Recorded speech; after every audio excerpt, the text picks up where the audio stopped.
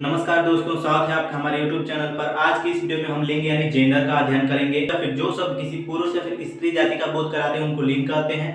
यहाँ पर मैंने उसका परिभाषा लिखा है। लिंग के दो भेद होते हैं, पुल्लिंग और स्त्रीलिंग। पुल्लिंग को मास्कुलाइन जेंडर कहते हैं और स्त्रीलिंग को फेमिनाइन जेंडर कहते हैं। पुल्लिंग जिस शब्द से पुरुष जाति का बोध हो उसे पुल्लिंग कहते हैं और जिन शब्दों से स्त्री जाति का बोध होता है उसे स्त्रीलिंग कहते हैं। आगे देखते हैं। लिंग के बारे में मैंने यहाँ पर कुछ लिखा है। मनुष्य और बड़े जीवों में पुल्लिंग और स्त्रीलिंग की पहचान आसान है, जैसे कि पिता, पुत्र, दादा, मामा, मौसी, गायक, ऊंट, हंस आदि।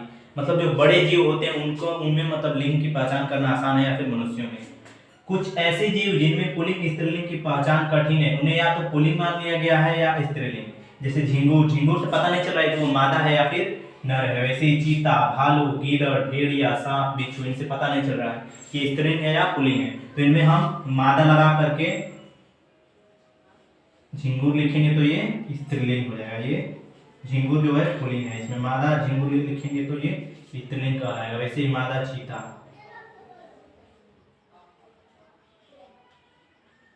वैसे ही मादा भालू,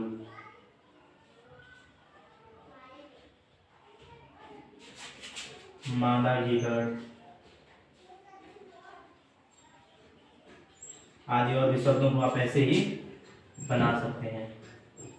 यहाँ पर आगे मैंने कुछ शब्द दिखाए, कोयल, मैना, मक्खी, लोमड़ी। मतलब ये सब क्या है? ये शब्द नर है या मादा है इससे पता नहीं चल रहा है। मतलब ये कोयल क्या है, नर है कि मादा है, लेकिन इसको स्त्रीलिंग ही मान लिया गया है। कोयल क्या है? स्त्रीलिंग शब्द ही है। आगे देखते हैं। आगे हम देखेंगे हिंदी में कुछ ऐसे भी संज्ञाएं हैं जो एक अर्थ में तो पुल्लिंग है और दूसरे अर्थ में स्त्रीलिंग है, जैसे कि हार। हार मीन्स माला, और यहाँ पे हार का अर्थ माला है तो ये पुल्लिंग है, अगर हार का अर्थ पराजय है तो वो स्त्रीलिंग है। वैसे ही आण, बिच्छू का आण, डंग, तो यहाँ पे ये अगर बिच्छू का डंग है तो पुल्लिंग है और आण यानी पर्दा या फिर रोक है तो स्त्रीलिंग है। वैसे ही आर, आर मीन्स पीतल और आर मीन्स लोहे की पतली कील। असामी, असम प्रदेश का निवासी असामी, और असामी अगर इसका अर्थ असम प्रदेश की भाषा से है तो ये स्त्रीलिंग होगा। वैसे उपमाता, उपमा देने वाला, और उपमाता दूध पिलाने वाली दाई। आगे देखते हैं। आगे है एका। एका मीन्स होता है एकता या फिर मेल, और एका मीन्स होता है दुर्गा। यहाँ पे एका स्त्रीलिंग है, यहाँ पे पुल्लिंग है। वैसे ही ओर, सिरा, छोर, और ओर मीन्स दिशा या फिर पक्ष। औकात मीन्स समय और एक औकात मीन्स हैसियत। कद यानी प्राणियों की ऊंचाई और कद मीन्स जिद या फिर द्वेष। कांच मीन्स शीशा और कांच मीन्स लांग।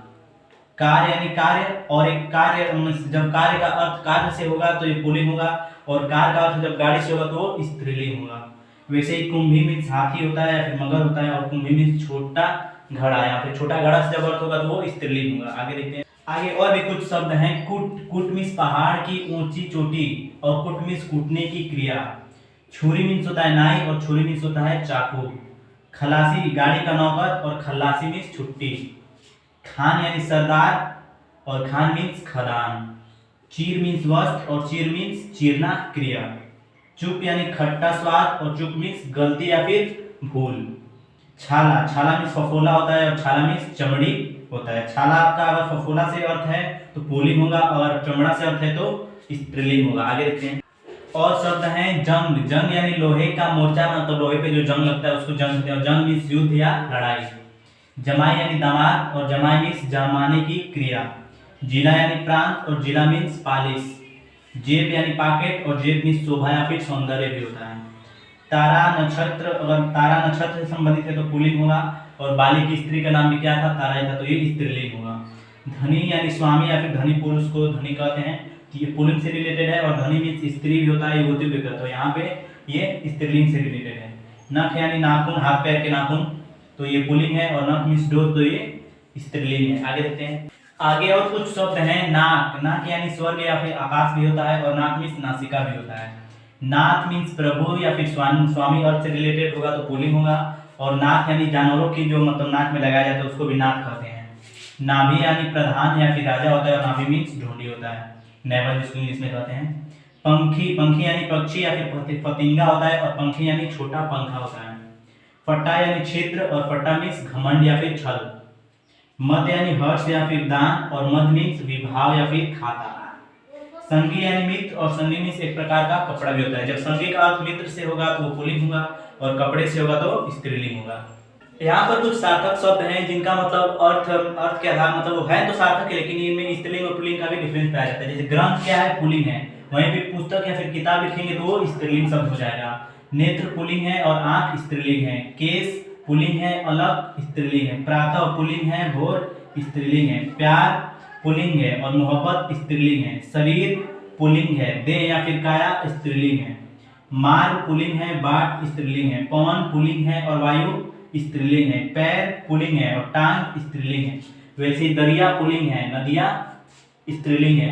आशीर्वाद पुल्लिंग है और आशीष स्त्रीलिंग है। स्त्रीलिंग पुल्लिंग में अगला पॉइंट है, जिन शब्दों के अंत में आटा, औड़ा, आ, पा, आवा, आव, रय, त्र, पन, त्व, र, ख, ना आदि प्रत्यय लगे हो तो वो अक्सर क्या होते हैं, पुल्लिंग ही होते हैं, या फिर जनरली उनको पुल्लिंग शब्द में ही लिया जाता है। जैसे कि आटा, आटा से क्या है, खर्राटा, फर्राटा, सन्नाटा, ये सभी क्या है, पुल्लिंग शब्द है। वैसे ही औड़ा से पकौड़ा, थोड़ा, आ से घेरा, फेरा, जोड़ा, तोड़ा, रगड़ा, झगड़ा आदि। पा से बुढ़ापा, मोटापा, पुजापा। वैसे आवा से बुलावा, भुलावा, बहकावा, पछतावा आदि। आव से बहाव, जमाव, बचाव, टकराव, बदलाव आदि शब्द होते हैं। आगे और कुछ शब्द देख लेते हैं। आगे जो और कुछ शब्द हैं वो है रय से जैसे आर्य, अनार्य, शौर्य, धैर्य, ये सभी पुल्लिंग शब्द हैं। वैसे ही त्र जिसके अंत में लगा हुआ प्रत्यय, पत्र, पात्र, चित्र, मित्र, मंत्र, तंत्र, ये भी पुल्लिंग शब्द हैं। पन जैसे बड़प्पन, छुटपन, बचपन, लड़कपन, ये भी पुल्लिंग शब्द हैं। त्व जैसे पुरुषत्व, नारीत्व, सतीत्व, महत्व। र प्रकार, प्रचार, सार, प्रसार, नगर।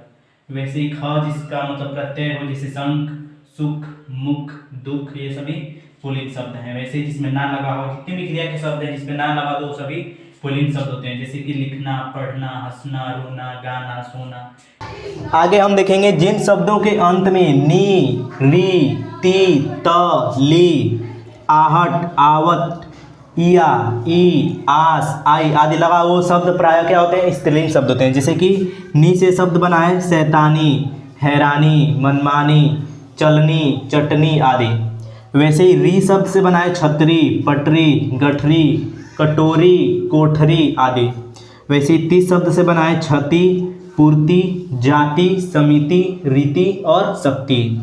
वैसे ही त शब्द जिसका मतलब प्रत्यय शब्द है रंगत, राहत, चाहत, हजामत, बगावत आदि। वैसे ही ली शब्द है ओखली, ली से मतलब बने शब्द हैं ओखली, तितली, टिकली, डफली, मूंगफली आदि। और शब्द देख लेते हैं कुछ। आगे जो शब्द है वो है आहट, आहट से मतलब क्या बना है, चिल्लाहट, चिकनाहट, बुलाहट। वैसे ही आवट, आवट से लिखावट, मिलावट, गिरावट, थकावट, बनावट आदि शब्द होते हैं। ईया से खटिया, डलिया, डिबिया, टिकिया आदि शब्द। ई से गगरी यानी बड़ी की मात्रा से गठरी, गोली, नाले। वैसे ही आस से खटास, मिठास, प्यास, सांस आदि। वैसे ही आई से भलाई, बुराई, रुलाई, हंसाई, महंगाई, ऐसे ही और सारे शब्द होते हैं। देखिए नोट में डाल लें, आटा, औड़ा, आपा, आवा, आव, आवर्य, त्रपनत्व रखना, आ व र्य त्र प न त्व रखना। ये अगर ये मतलब किसी भी शब्द के मतलब किसी भी शब्द में अंतिम शब्द यानी प्रत्यय में लगे हों तो इसको पुल्लिंग शब्द में रखेंगे। और जिसमें नीरी, नी, री, तितली यानी ती, त, ली, आहट, आवट, इयाई, ई, या ई, आस, आई, ये अगर शब्द प्रत्यय में होंगे तो इसको स्त्रीलिंग शब्द में रखा जाएगा। हमने अभी पीछे देख लिया है। तो आज के लिए इतना ही। नेक्स्ट वीडियो में हम मतलब लिंग के और भी मतलब नियमों के बारे में अध्ययन करेंगे। तो मिलते हैं अगली वीडियो में, तब तक के लिए जय हिंद, जय भारत।